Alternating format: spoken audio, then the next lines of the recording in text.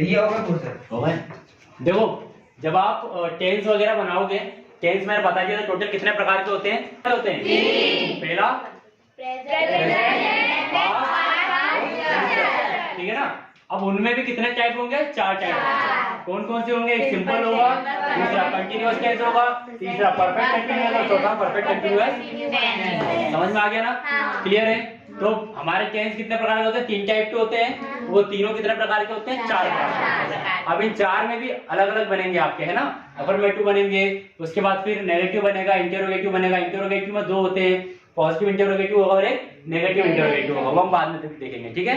अभी हमको क्या करना है, ये समझना है 3 टाइप के हमारे टेंस होते हैं, प्रेजेंट, पास्ट और फ्यूचर।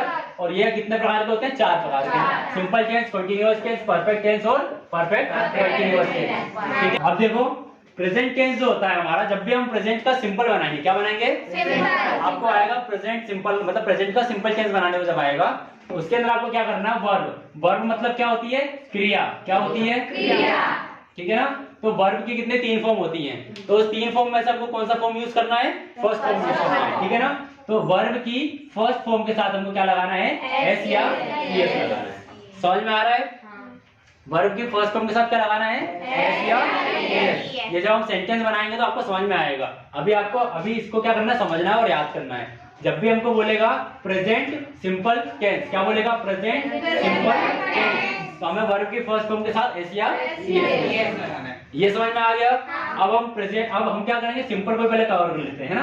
तो पास्ट टेंस है ये, तो पास्ट सिंपल टेंस जब बनेगा, क्या बनेगा, पास्ट सिंपल टेंस, तो उसके अंदर हमको वर्ब क्या यूज करनी है, सेकंड।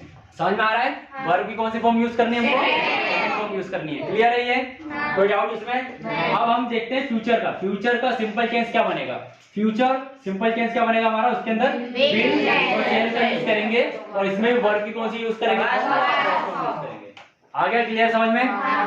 अब इसी तरीके से आगे बढ़ते हैं अपन। सिंपल की हम बात नहीं कर रहे, हम करेंगे कंटीन्यूअस टेंस की। अब कंटीन्यूअस टेंस किसका, प्रेजेंट का। प्रेजेंट कंटीन्यूअस टेंस, क्या बोलोगे, प्रेजेंट कंटीन्यूअस टेंस। इसके अंदर जो हेल्पिंग वर्ब होगी, जो सहायक क्रिया होगी, क्या सहायक क्रिया। सहायक क्रिया किसे बोलते हैं हम, इन्हें बोलते हैं। समझ में आ रहा है ना, मैंने इससे पहली वाली क्लास में भी सब क्लियर करवाया है, इज, एम, आर, वॉज, वर और ये सारे विल, सेल कैसे हम यूज करते हैं, ये सब मैंने आप लोगों को समझाया है, ठीक है। तो वो हमारी क्या हो गई, सहायक क्रिया हो गई, यानी कि हेल्पिंग वर्ब हो गई। तो हेल्पिंग वर्ब हमारी जो प्रेजेंट कंटीन्यूअस टेंस होगा उसमें क्या होगी, इज, एम, आर, और उसमें हम वर्ब की फर्स्ट फॉर्म के साथ क्या लगाएंगे, ठीक है ना। अब देखो यहाँ क्या बोल रहा है, कंटीन्यूअस टेंस। कंटीन्यूअस मतलब के जो चल रहा है ना, जो चल रहा है, क्लियर है ना। ऐसे कभी आपको इंग्लिश बोलनी नहीं आती तो क्या बोलते हो, आई एम खाइंग, आई एम जाइंग, आई एम नहाइंग, ऐसा बोलते हो ना।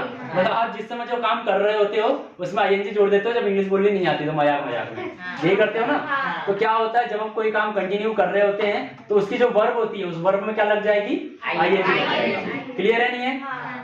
तो हमारी जो हेल्पिंग वर्ब है वो क्या हो जाएगी, इज, एम, आर, उसके साथ वर्ब की फर्स्ट फॉर्म के साथ क्या लग जाएगा, अब देखो समझो, ये पास्ट टेंस की बात कर रहा हूं मैं, किसकी, पास्ट टेंस में जब मैं कंटीन्यूअस टेंस की बात करूंगा तो पास्ट कंटीन्यूअस टेंस हो जाएगा।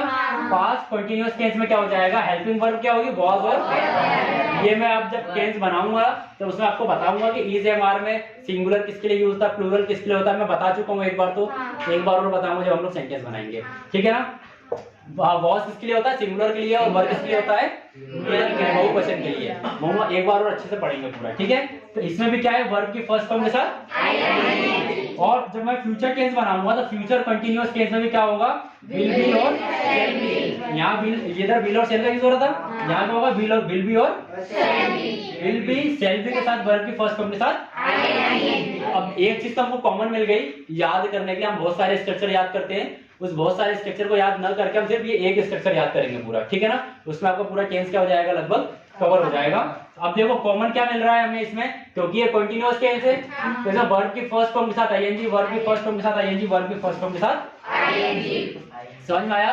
प्रेजेंट में मैंने क्या बताया था, इज, एम, आर यूज करते हैं, पास्ट में वाज और वर यूज करते हैं, और हमारे फ्यूचर में विल बी और शैल बी।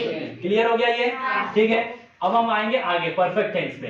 तो प्रेजेंट परफेक्ट टेंस क्या बोलेंगे, प्रेजेंट परफेक्ट टेंस। इसमें हैज और हैव का यूज करना है, बताया मैंने हैज और हैव कैसे करते हैं, नेक्स्ट और बता दूंगा मैं एक बार।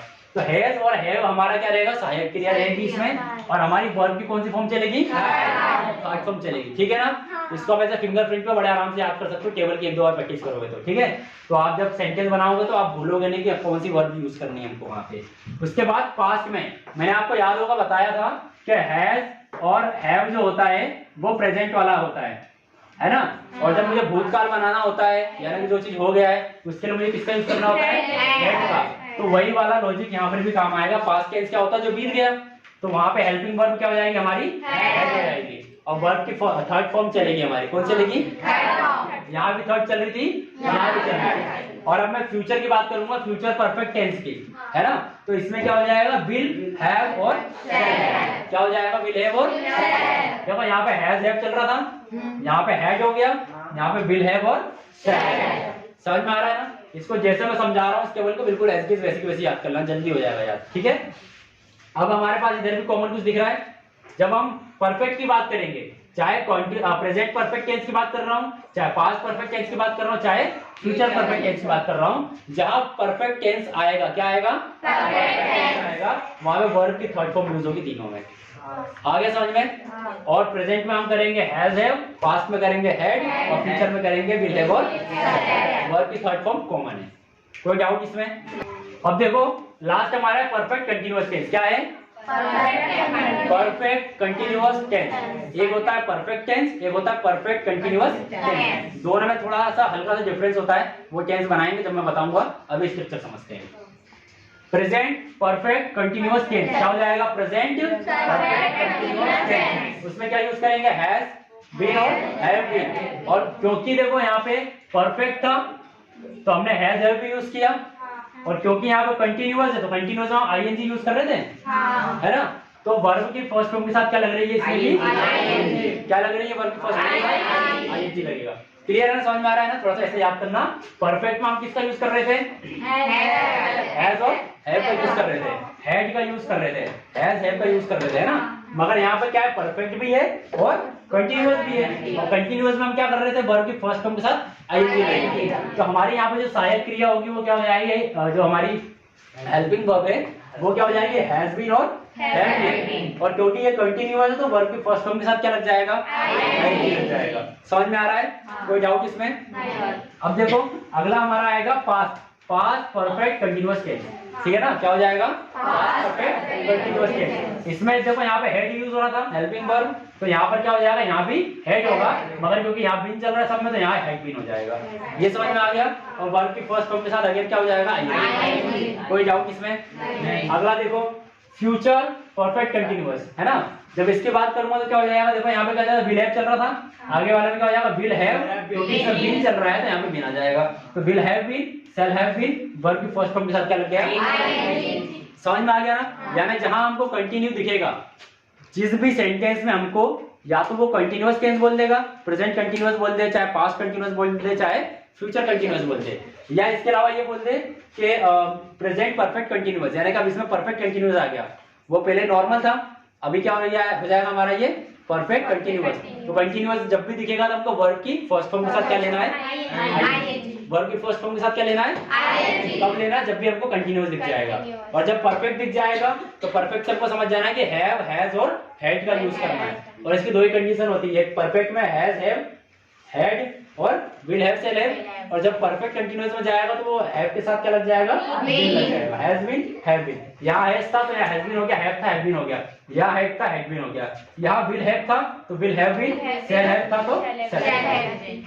ऐसे करके आप फिंगर काउंट से इसको याद कर सकते हो। ठीक है, तो ये पूरा का पूरा आपका स्ट्रक्चर, जिसमें आपको पूरा टेंस कवर हो जाएगा। इसके बाद जो अलग अलग स्ट्रक्चर होते हैं उनको याद करने की जरूरत नहीं है, जब आप सेंटेंस बनाओगे तो डायरेक्टली उसको हम समझेंगे। ठीक है, क्लियर है? इसमें कोई डाउट अभी तक?